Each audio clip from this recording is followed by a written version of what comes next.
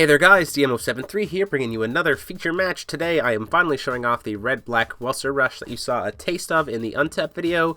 This was a list that was kind of created first by Benjamin Bargetzi and his team, the name of them whom are on the screen currently, and then he and I kind of talked back and forth and kind of tweaked it a little bit to be what you have today.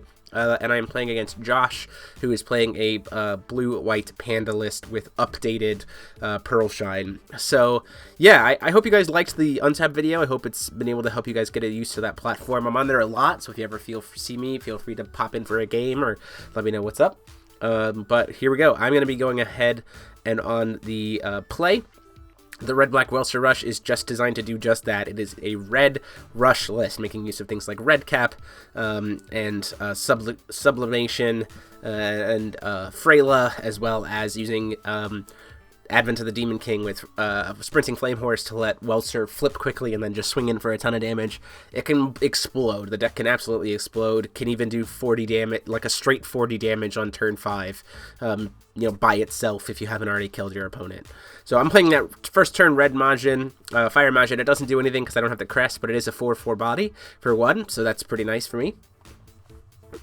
Josh is starting with a blue. Main reason he wants to start with a blue is so that he can do something like this and play Sapphire, who now has flying, so he's got that energized token to use for flying.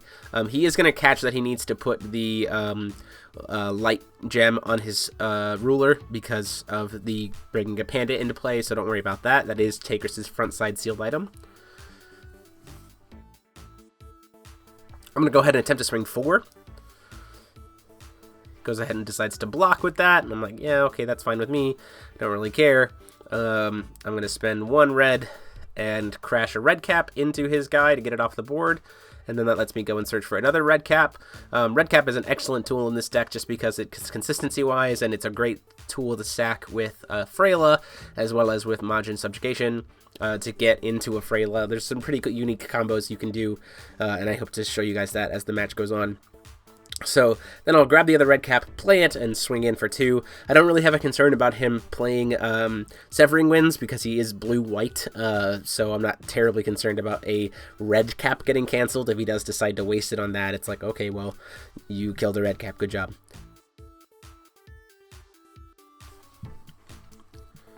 Calls for a stone, hits that blue-white countdown stone.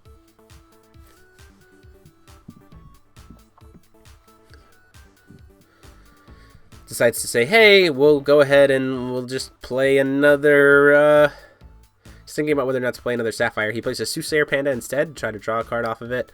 Unfortunately, he does hit a Angler Panda, so that'll get to come into his hand. At this point, he's going to catch that he needs to get those gem triggers.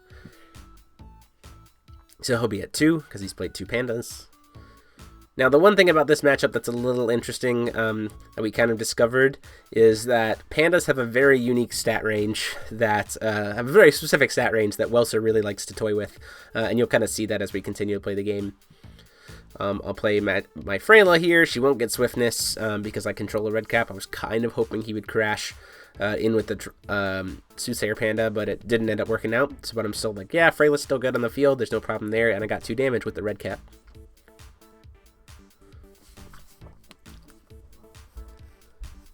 The problem that Josh is going to have is whether or not he can get enough Pandas on board successfully to be able to play something like Rose Quartz. Now, normally you'd think that against a rush deck, all a creature-based deck has to do is just, not take trades, block with higher creatures, not open itself up to be able to kind of push back so that when I swing in, I get punished, and then he kind of cracks back massively. The thing that Welser gets to do with the Majins is all of his cards are very tempo-y. So they all get to, especially if I get the crests, they all get to do something upon enter. Now he's going to play 0 Circle of Protection here, which is a little bit risky, and I'm kind of thinking about what I want to do in response to it and what he might call based on what's in my hand. It does tap him out for the turn, which it leaves him kind of open, and before it resolves, I'm going to go ahead and I'm going to use that Thunder, or Lightning Strike, sorry, to get that Soothsayer Panda out of the way. So now I just get a full turn of damage, which is not very good for him, especially having a Freyla, so if I play a creature, I can then give it Swiftness and do lots of other stuff, even just by itself. Freyla gets to swing for 6, I can pump up red cap to hit for another 6, and then red cap will die at the end of the turn and go get me another red cap. So, like, you can see here, there's just lots of advantage that comes out of using Freyla especially with red cap, to just suddenly swing a ton of damage. Now, if I wanted to, I could just play that same red cap and just keep pushing in. I decided not to. I don't really necessarily recognize my reasoning for not. It's 200 free damage, especially since he's tapped out. But, you know, just decided to not give him that free damage. Maybe I wanted to leave up, making him think that maybe he had a spell to answer kind of whatever he plays next turn. I don't know. I do know that in my hand at this point, I have Advent of the Demon King and Sprinting Flame Horse, so I'm preparing to, as long as my hand doesn't get discarded, do the massive flip with Welser, which can just completely end the game. He hits that Dragonstone. He knows that he can't afford to pay the 3 life right now, so he's just going to let it come into play tapped. Even then, though, that's pretty bad for him, because I'm going to be going to still at 4, potentially play some burn spells at the end of his turn, and he doesn't really have much to be able to set up a blocker wall. So he's going to go ahead and play the Sapphire because it has flying, and then play the Diver Panda, and then say, you know, I guess I'll just pass the turn there. Drawing for turn, go ahead and recover, pay 3, cast Advent of the Demon King, which lets me Judgment Welser for free. This is kind of the big explosion this deck can do for 40 damage all in one shot. So Welser comes in, and I'm going to stack the triggers a little bit differently so that the -3/-3 counters go onto the board, and then I'm going to put something into play. My reason for doing this is because I don't want to put too many counters on that Beelzebub I'm going to be bringing in. So if I had brought in Beelzebub first, then that Diver Panda would die with a -1/-1 counter on it, and it would give all of its counters, give that -1/-1 counter to Beelzebub, and I want him to come in with as few counters as possible. So Diver Panda immediately dies, Beelzebub then comes in, play the Sprinting Flame Horse on Welser, go ahead and say I'll swing in for 17 damage, with making sure he, you know, doesn't have anything miraculously with no will. Swing in for 17 damage, which will then trigger him to give another -3/-3 encounters. In response to doing that, though, I am going to put all of Beelzebub's counters on the Sapphire. It will then die. One Beelzebub will get 1 counter back, and then the full 17 damage can go through. Now, the reason why I can do that is because I can just chase Beelzebub's effect with itself before Sapphire dies, effectively getting all of those minus counters off Beelzebub. 17 damage puts him down to 7 life. Keep in mind that this would have put him at 23. Swing with Freyla, pumping up the Beelzebub to be a total of 19. That would put him down to 17, and then Beelzebub can just move its minus counters to Freyla and swing in with its swiftness to do over 40 damage just in one explosion. So regardless of his life total at that point, that would have been lethal. Moving into game 2, he is going to go ahead and put me on the draw. Probably a fair bet. He wants some more time to be able to set up, prevent himself from being kind of on the back end, and help him kind of answer his curve a little bit better. You know, turn 1 Panda, turn 2 Panda, turn 3 Panda, especially if he can land a Diver Panda or a Panda with a good defense on turn 1 to be able to stop a potential red cap. He's going to go down 3.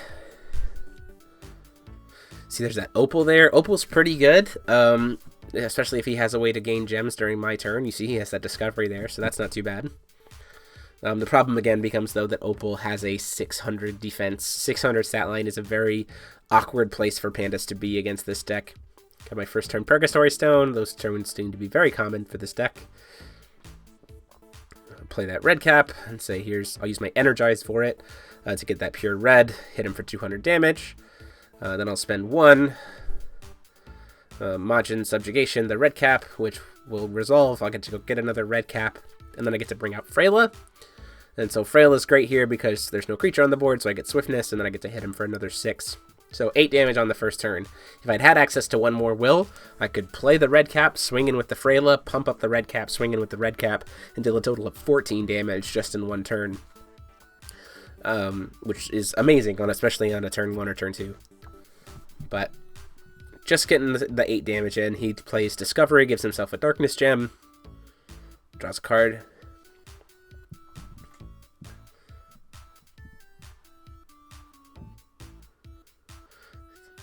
Goes ahead and draws for his actual turn.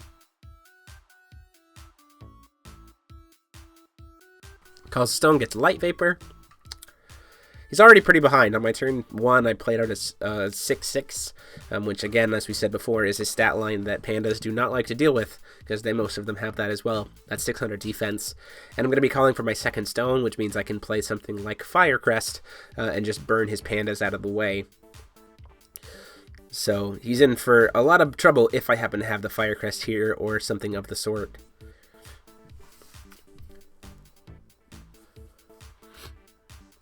Swinging for 6, seeing if he'll take the bait and trade with the Angler Panda. He says, no, I'm going to go ahead and take the damage. That's fine. Go down to 26. Any point of damage is just great for me because I can just have that massive explosive blowout of damage just with Welser, as you saw before. Could have also chosen to play the red cap and followed that up with maybe something else, but instead I just decided to play another Freyla. And then for a second I think, oh yeah, Freyla's got swiftness. No, she's not Lancelot. I have another creature. So I'm going to catch myself here real quick, and I'm like, wait a minute, I can't swing with her. But still, 2 Freylas on the board are very, very good because this way I can do kind of a pump swiftness chain next turn with multiple things. Play 2 creatures that don't have swiftness. Each Freyla can give one of them swiftness or pump up a guy really, really huge.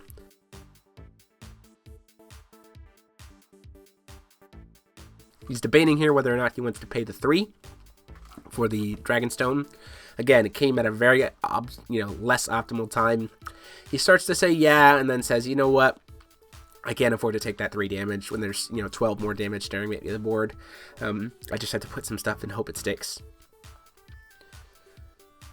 If I was him in this position, I would consider the idea of trading, but again, he's very much on the back foot here. Trading his creatures into mine with no way to pump it is pretty bad. He starts to, but he does a cool play here, so he swings, and then uses that Dawn of the Earth to recover his Diver Panda. So he gets to take the advantage out, and at least get to get 1 creature out of the way, and then he still has a blocker to deal with my next turn.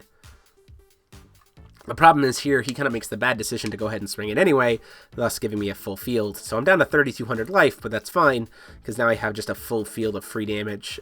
He's tapped out, he's completely, has no blockers. I could play that red cap and pump it up with, Instead, I'm going to just go ahead and say I'm going to play this Firecrest, burn 1, play a Fire Majin, and Fire Majin is great, because Fire Majin is also a burn spell to an opponent's face. So I can burn it for 600 just by him entering.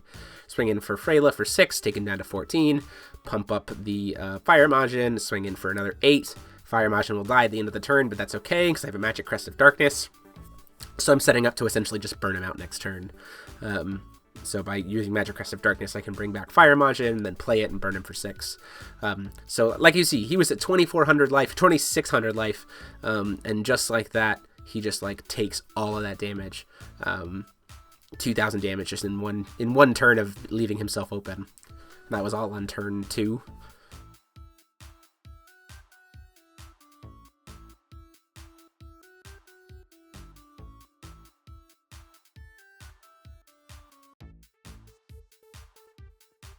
He plays a Sapphire, which will be his nice little flyer. Sets up another little defensive wall with another Sapphire. So he's got 2 little flying blockers, which are great. And I'm like, that's okay, I don't really mind.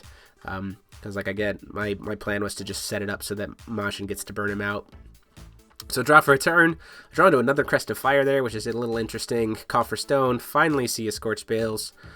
Play a black to play my Crest of Darkness. Grab my Fire Majin back. Pay a red. Fire Majin burns him for 600 damage, and there's the game. Huge thanks to Josh for the match. Huge thanks to Benjamin Bargetzi and his team for helping me out with this list, giving me the core and talking to me about it. Hope you guys like it. The Welser list will be up later this week, as well as the Panda list. Be sure to check out the live stream this weekend, and until next time, this is DMO73, signing off. Huge thanks to the patrons of the channel. You see their names on the screen here, some of them, and the rest are down below in the description for their support of the channel and the content. If you want to get a chance to get your name in the screen here and access to our private Discord server, please consider supporting the channel on Patreon by clicking that little P on the screen. Thanks so much. See you next time.